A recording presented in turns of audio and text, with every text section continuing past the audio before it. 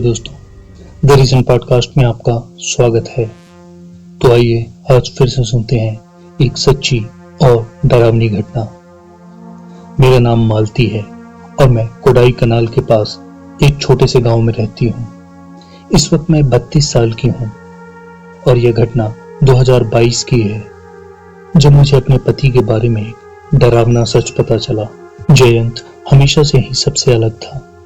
जब मैं उसे नीलगिरी विश्वविद्यालय में मिली, जहां वह जीव विज्ञान की कक्षाएं लेता था, वो अपनी पीली त्वचा और अजीब गोल आंखों की वजह से अलग दिखता था, जो अक्सर इधर उधर भटकती रहती थी। फिर भी मैं उसके प्यार में पड़ गई। वह शांत स्वभाव का था, लेकिन ध्यान रखने वाला।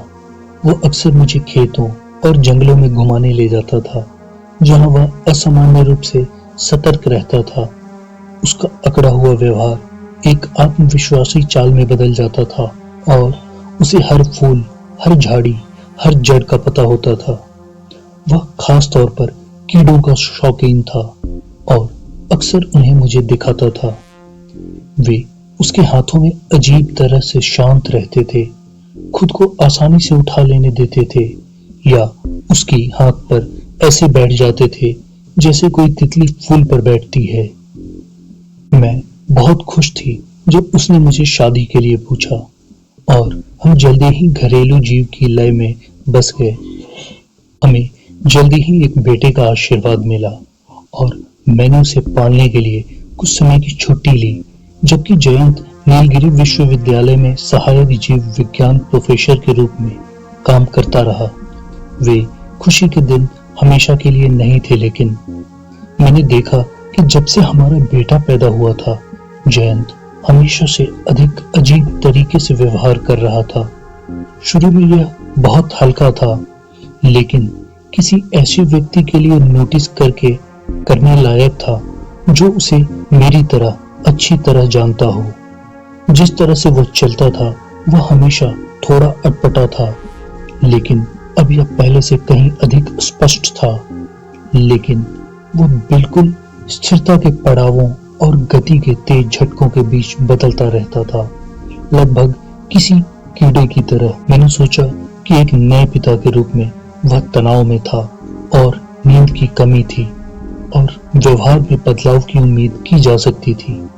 इसके अलावा मैं भी बहुत थकी हुई थी।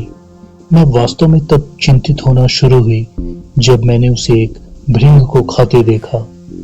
मैं आपको बता दूं, भृंग एक तरह का कीड़ा होता है। अपनी नौकरी के कारण वह घर में विभिन्न कांच के टैंकों में कीड़े मकोड़े रखता था। एक रात जब मैं पानी लेने गई तो मैंने उसे अपने दफ्तर में नंगा खड़ा देखा। उसका शरीर आंशिक रूप से छिपा हुआ था, लेकिन किसी तरह अजीब लग रहा था। उसने एक टैंक में हाथ डाला, अपना हाथ मुंह तक ले गया और मैंने एक विकृत चरमराहट सुनी। मैंने एक सांस रोकी और मैं वहीं छिप गई। आने वाले दिनों में मैंने ऐसा व्यवहार किया जैसे मैं कुछ नहीं जानती। मैंने खुद को यह मानने की कोशिश की कि मैंने यह सब सपना देखा था। जयंत लगातार अजीब तरीके से व्यवहार करता रहा। उसकी आवाज का स्वर बदल गया और इसमें एक अजीब भनभनाहट थी। वह बीमारी का बहाना बनाकर विश्वविद्यालय जाना बंद कर दिया। वह ज्यादा से ज्यादा कपड़े पहनने लगा ताकि अपनी ज्यादातर त्वचा को छिपा सके। उसने धूप से पूरी तरह से परहेज करना शुरू कर दिया है। आखिरकार उसने मेरे साथ सोना बंद कर दिया और अपने दफ्तर में अपने आप को बंद कर लिया है। एक सुबह वह गायब हो गया। जब मैंने उसके दफ्तर की जांच की तो सभी टैंक खाली थे और खिड़की खुली थी। मुझे केवल उसके कपड़ों के फटे पुराने अवशेष मिल सके। अब मैं अपने बेटे की अजीब आंखें देख रही हूँ और वह तरीका जिससे वे इधर उधर दौड़ती हैं, और मैं डर से कांप उठती हूँ। अगली घटना। मेरा नाम पियरे है और मैं पेरिस के बाहरी इलाके में रहता हूँ। मैं अभी 34 साल का हूँ और यह घटना 2025 की है, जब मैंने हाल ही में एक नया घर खरीदा था। मैंने हाल ही में एक नया घर खरीदा। मुझे लगा कि मुझे एक बेहतरीन सौदा मिल रहा है। 3 बेडरूम वाला घर, एक बड़ा ऑफिस रूम और काफी बड़ा बेसमेंट, वो भी काफी सस्ते दाम में। हालांकि यह ज्यादा अच्छी हालत में नहीं था और इसे थोड़ा सुधारने की जरूरत थी। मेरी योजना कुछ महीनों तक इसे ठीक करने की थी और फिर इसे बेचने या किराए पर देने का फैसला करना था। शुरू में घर में सब कुछ सामान्य था और जिंदगी चलती रही। फर्श में थोड़ी चटमड़ाहट जैसी चीजें एक ऐसे घर में होनी ही है जो कई सालों तक खाली रहा हो। अब बाकी चीजों के बारे में बताता हूँ। हम यहाँ पूरा दिन बिता सकते हैं। 17 अप्रैल 2025। मेरे घर में आने के लगभग 2 हफ्ते बाद मैंने बेसमेंट की सफाई करने का फैसला किया। आखिरकार मैं इसे किसी तरह के स्पेस में बदल सकता था।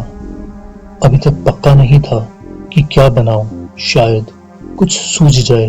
खैर, मैं दूर वाली दीवार से कुछ ड्राई वॉल हटा रहा था, तभी मुझे लकड़ी मिली।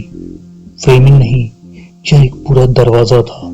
एक बहुत पुराना, बदसूरत, गंदा दिखने वाला दरवाजा।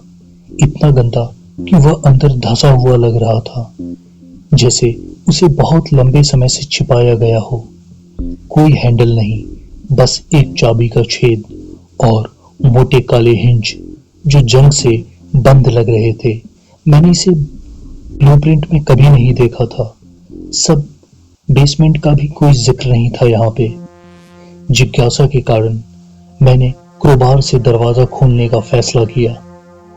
दरवाजा चरमराते हुए खुलने पर मैंने तुरंत देखा कि वहां एक संकरी सीढ़ी थी जो घुमावदार तरीके से अंदर में अंधेरे में नीचे जाती थी। यह मेरे समझ में नहीं आ रहा था।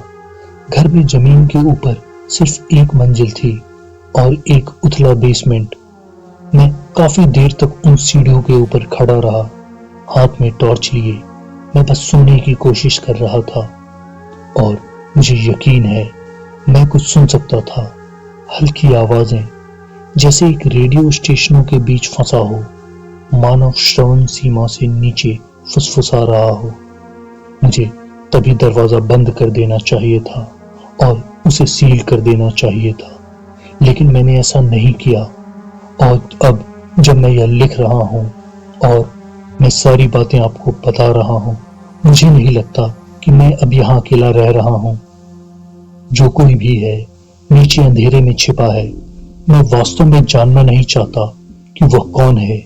मुझे यकीन है कि मैंने कुछ अजीब बुदबुदाहट भी सुनी थी। फिलहाल मैं एक दोस्त के साथ रह रहा हूँ। जब मैं वहां वापस जाने का फैसला करूंगा तो मैं आप लोगों को बताऊंगा। अभी ऐसा करने की हिम्मत जुटा रहा हूँ, चाहे वह कुछ भी हो। मुझे कुछ अच्छी स्पष्टता की उम्मीद है। मेरी मानसिक स्थिति बिगड़ती जा रही है। 21 अप्रैल 2025। मेरे पास इसके लिए कोई शब्द नहीं है, बिल्कुल भी नहीं। मुझे आज सुबह अपने मेल बॉक्स में एक पत्र मिला, बिना किसी डाक टिकट के, बिना वापसी पते के, सिर्फ मेरा नाम लिखा हुआ था, ऐसी हैंडराइटिंग में जो बहुत जानी पहचानी लगती है। मैंने इसे खोला और अंदर यह नोट पाया है, जिसे मैंने नीचे लिखा है। इसमें लिखा है, वहां नीचे वापस मत जाओ। तुम पहले मैं नहीं थे और तुम आखिरी भी नहीं होगे। मैं अब पूरी तरह से खो गया हूं।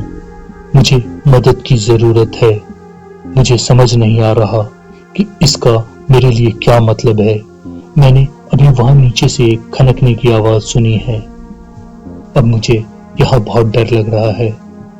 आप में से अगर कोई इस बारे में बता सकता है तो मेरी मदद करें। ओके दोस्तों, ये थी आज की 2 कहानियां। तो आपको ये कहानियां कैसी लगी मुझे कमेंट बॉक्स में बताएं। मिलते हैं अगली किसी कहानी में।